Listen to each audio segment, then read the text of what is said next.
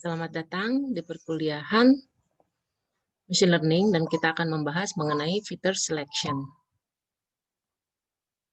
Berikut adalah outline presentasi kita mengenai dimensionality reduction dan feature selection bagian 1. Mengapa harus mengurangi dimensi dari suatu fitur? Ini dilakukan untuk menyederhanakan representasi dari fitur. Karena saat mengumpulkan data itu kan fitur dikumpulkan apa adanya, dan seringkali banyak yang masih bersifat redundan dan ambigu, gitu ya. Jadi berkaitan dengan pengumpulan data. Dan kita tahu bahwa data pre-processing di sini adalah tahap yang paling penting pada machine learning dan data mining.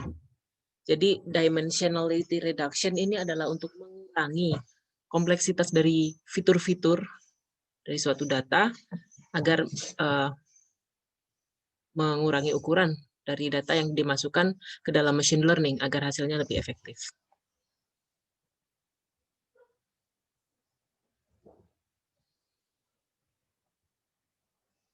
Kebanyakan dari machine learning dan data mining teknik tidak efektif untuk fitur-fitur yang high dimension, berdimensi tinggi, karena ada istilahnya curse of dimensionality. Jadi kalau kita berpikir bahwa dengan memberikan fitur yang sebanyak-banyaknya itu akan membuat learning model yang dihasilkan semakin efektif atau akurat, itu salah. Karena malah di sini ada teorinya ya, Occam-Razor itu mengatakan bahwa semakin tinggi dimensinya itu malah semakin besar juga errornya. Itu disebut dengan curse of dimensionality. Lalu akurasi dan efisiensi akan menurun juga ya secara cepat seiring dengan bertambahnya dimensi. Karena sebenarnya dari suatu permasalahan misalkan fiturnya banyak ya, identitas mahasiswa contohnya ini kan ada nama, nomor HP, NIM, hobi, dan lain-lain yang menjelaskan atribut-atribut atau fitur-fitur yang menjelaskan sebuah entitas mahasiswa itu banyak. Namun yang bisa jadikan fitur pembeda itu sebenarnya kecil, sedikit. Apa saja bisa dari nama, NIM, itu saja gitu. Jadi dimensinya sesungguhnya intrinsic dimensionnya itu kecil ya. Contoh lain untuk menentukan gen yang bertanggung jawab untuk jenis penyakit tertentu. Itu bukan seluruh untaian gen, tapi hanya gen di alel tertentu saja. Itu ya maksudnya ya. Kita harus menemukan fitur yang invarian, fitur yang pembeda, yang unik tersebut. Lalu di sini reduksi dimensi bisa dilakukan dengan beberapa teknik. Yang pertama visualisasi ya, dengan memproyeksikan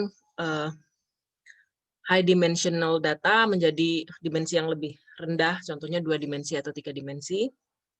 Bisa melakukan kompresi data ya, untuk efficient storage and retrieval.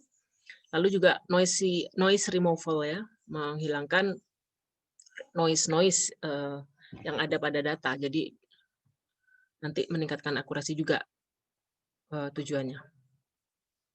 Aplikasi dari dimensionality reduction banyak ya, hampir semua bidang, mulai bidang information system ya, text mining, sampai bidang bioinformatics dan computer vision, serta networking ya, intrusion detection. Contoh pada dokumen classification, di sini kita mendapatkan data berupa web, email gitu ya, dari berbagai database. Kemudian di sini ada task machine learning-nya dan untuk mengklasifikasi dokumen-dokumen yang belum berlabel ke kategorinya. Berarti supervise ini ya. Challenge-nya ada ribuan term gitu. Kata-kata itu istilah. Solusinya gunakan dimensionality reduction. Jadi di sini kita menggunakan hubungan ada term frekuensi dan dokumen frekuensi. Ini representasi lain dari fitur ya. Kemudian juga kasus pada gen expression micro array analysis juga begitu. Dicari mana yang menjadi fitur utamanya. Tasknya adalah mengklasifikasi sampel untuk jenis penyakit tertentu. Challenge-nya ada ribuan gen ya dan sedikit sampel. solusinya ya harus direduksi dimensi. Kemudian ini adalah jenis lain high dimensional data ya, wajah, tulisan tangan, yang juga bisa direduksi.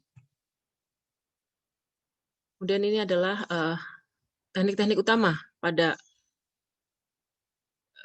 reduksi dimensi, ada feature selection, feature extraction ya. Ada dua teknik ya, seleksi fitur dan ekstraksi fitur. Lihat dan apa perbedaan dari kedua teknik itu.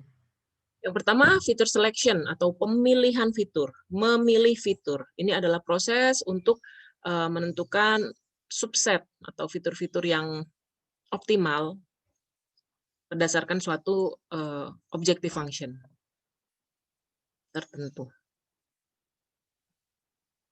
Ya, tujuannya adalah untuk mengurangi dimensi dan mengurangi noise, menghilangkan noise. Kemudian juga untuk meningkatkan performa dari mining ya, atau pengenalan. Ini ya yang dinaikkan adalah dari speed, learning speed, karena dimensinya berkurang kan, lalu dari akurasi prediksinya dan lebih simple. Yang kedua, feature extraction. Nah, feature extraction di sini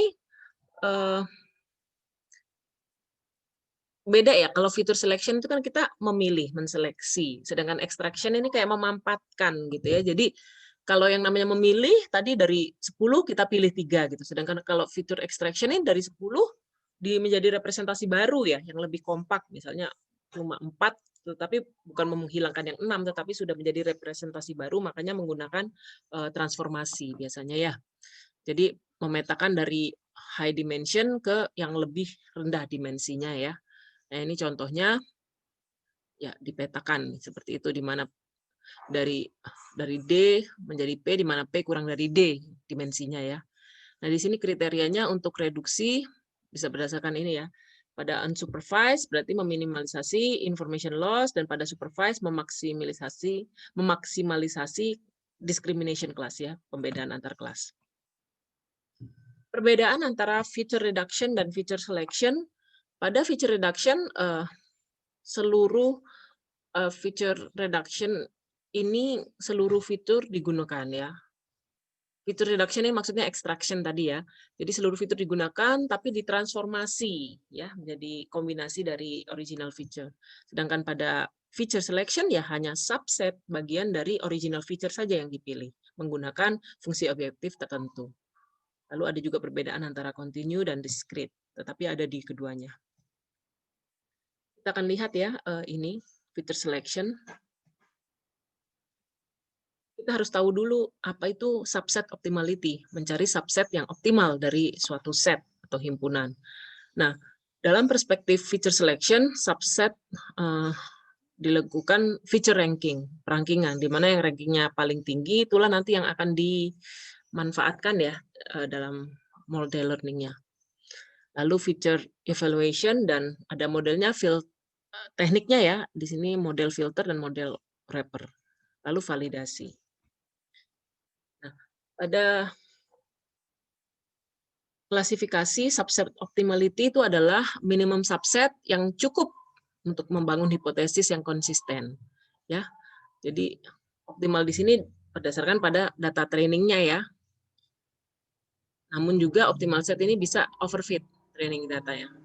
Sedangkan minimum subset di sini G, di mana P, C condition G ya, dengan C bersyarat G adalah equal atau mendekati C bersyarat F ya.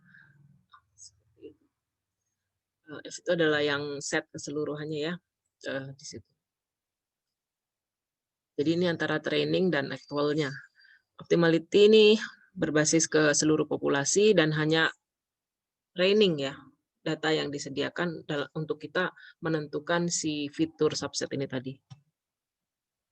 Contoh dari optimal subset ya, di sini kita memiliki dataset yang memiliki ada 5 fitur ya, yaitu fitur F1 sampai dengan F5, dan C ini adalah kelas kategorinya.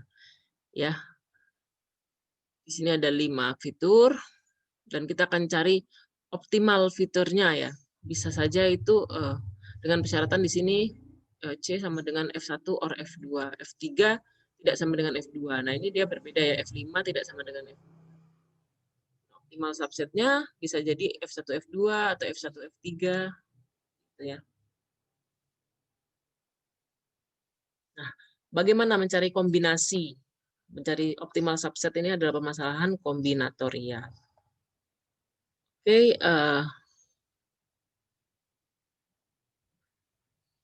subset space bisa didekati dengan searching ya.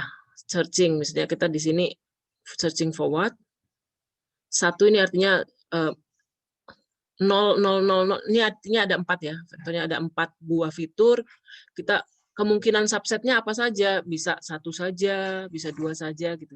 Bisa 1 dan 2 ini kan ya. Bisa 1, 2, 3, bisa semuanya digunakan. Nah, ini kan seperti kalau kita mempelajari teknik searching di artificial intelligence ya. Itu kemungkinan-kemungkinan yang bisa digunakan. Lalu di sini adalah aspek-aspek lain dalam searching. Kita mulainya dari empty set ya, baik itu secara breadth first maupun depth first gitu ya. Bisa juga dimulai dari full set kalau backward, dan juga atau titik mulainya random bisa ya. Tadi untuk directionnya bisa, arah searchingnya bisa forward, backward, bidirectional atau dua arah ya, maupun random generation. Ya, di sini searching strategi ya, kita bisa pakai exhaustive, heuristic, non-deterministic. Ya, searching direction-nya, straightforward. Strategi ini penelusurannya. Ini melihat kembali pekerjaan di AI ya. Nah ini contoh penelusuran dengan depth first. Depth first itu ke dalam dulu ya. Jadi kita akan lihat A, AB, ABC gitu dulu. Kalau breadth first dia pada pencarian yang horizontal dulu, satu level dulu, ABC, baru dia ke bawah. Nah ini diperiksa optimality-nya. Ini adalah potensial-potensial subset ya jika digunakan 3 fitur. Selanjutnya fitur ranking. Ranking ini adalah untuk memberi peringkat ya, dengan cara memberi bobot dan di peringkat dari setiap fiturnya. Pemilihannya nanti berdasarkan top ranking fitur ya yang dipilih. Keuntungannya ini efisien dibanding searching tadi kan harus di scanning semua gitu, dan lebih mudah diimplementasi dengan pembuatan dan ranking ini. Tapi kekurangannya dalam menentukan threshold, berapa sih threshold dari fitur yang optimal tersebut gitu. Seperti itu. Lalu juga tidak bisa melihat hubungan antar fitur karena setiap fitur ini independen ya, kita berdiri sendiri. Selanjutnya evaluation measure, pengukuran ranking dan pemilihan fitur. The goodness of feature, gitu, seberapa baik fitur subset ini bergantung dari measurement-nya. Ada banyak measurement yang digunakan, ya. Di sini contohnya menggunakan information measure, distance measure, dependent measure, consistency measure, dan accuracy measure.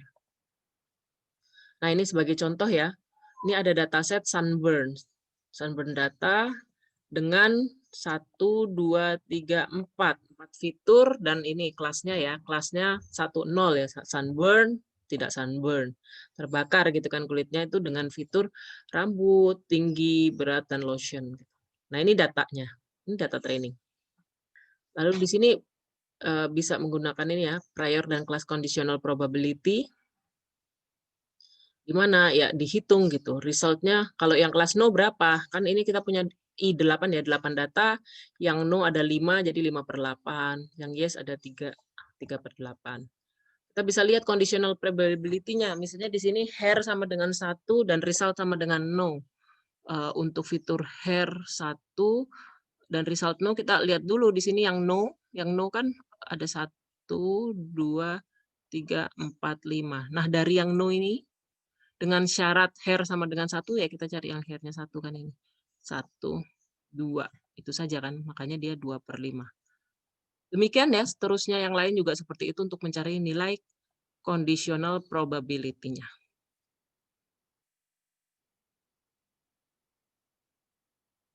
Saya lanjutkan. Ya, information measure tadi ya untuk mengevaluasi seberapa optimal itu suatu subset dari fitur-fitur subset yang gunakan, ya ini bisa menggunakan ini ya, information measure. Dengan persamaan ini ya, namanya entropi, nilai informasi. PXI tadi kita sudah dapat ya. Lalu ada entropi variabel X, entropi X after observing Y, berarti kan X bersyarat Y ya. Dan ada information gain. Inilah nilai untuk pemeringkatannya nantinya, IG ya, dari HX kita peroleh dari sini kan, dikurangi HXY, entropi observingnya. Lalu consistency measure di sini berusaha mencari minimum number of feature yang fitur-fitur yang memisahkan kelas secara konsisten. Ya. Dikatakan fitur itu tidak konsisten atau inkonsisten jika ada dua instan atau dua data memiliki fitur yang sama tetapi klasifikasinya beda. Contohnya tadi dilihat lagi pada I4 dan I8 ya. I4 dan I8 di sini kan fiturnya sama ya, hair, height. Nah, kelasnya beda ini. Berarti hair dan height ini tidak mempengaruhi kelas. Mungkin yang lebih penting adalah weight dan lotion, gitu kan ya.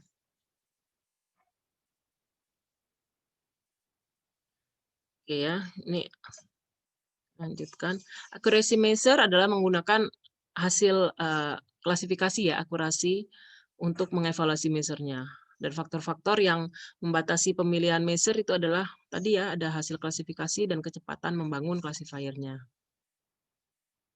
Jika dibandingkan dengan beberapa measure tadi yang information dan konsistensi, ini ya,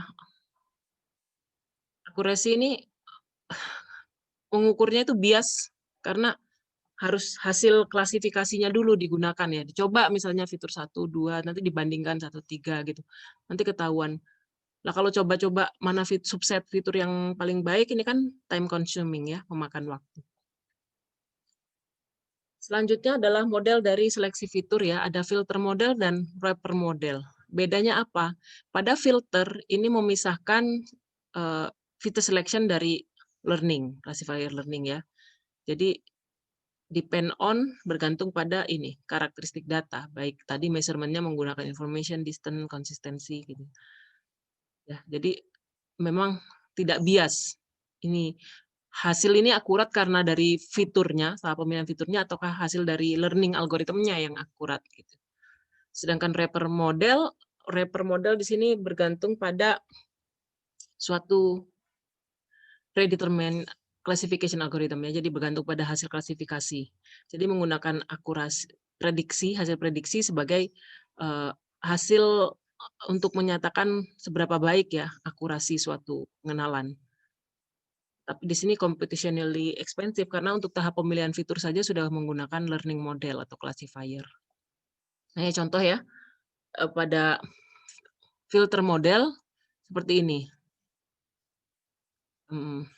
Ya, jadi kita feature generation diukur, kalau ini kan dipisahkan ya antara tahap learning di sini ya, dipisahkan antara learning,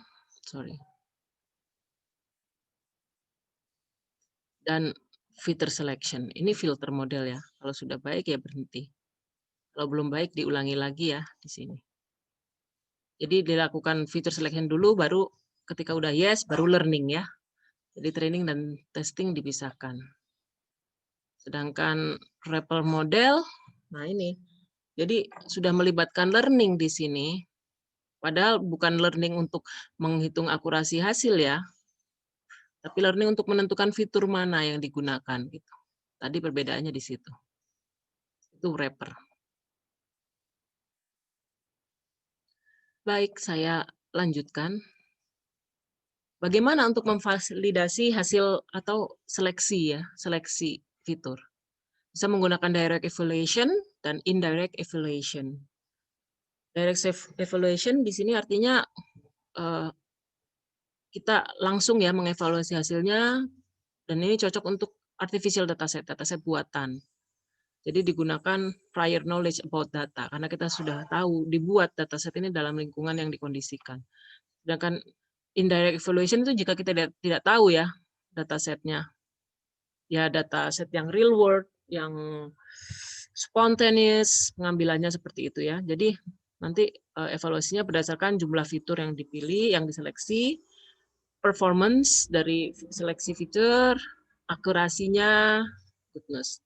Pada yang kasus evaluasi yang A ini kita biasanya menggunakan benchmark atau baseline data set itu kita sudah tahu hasilnya. Sedangkan yang di sini yang indirect itu tidak ya. Ini metode learning curve untuk menghitung result evaluation ya.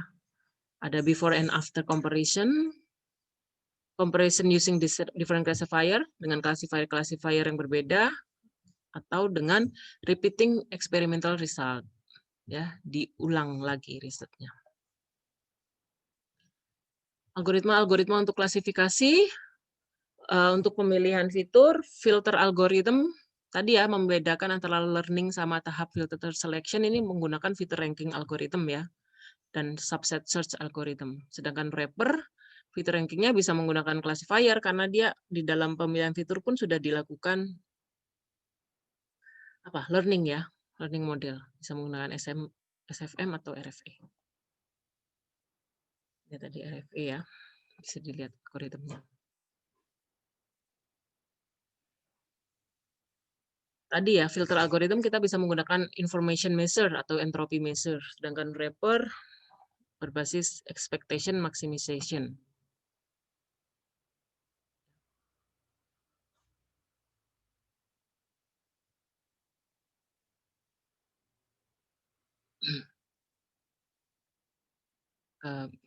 Baik, di sini masih ini ya.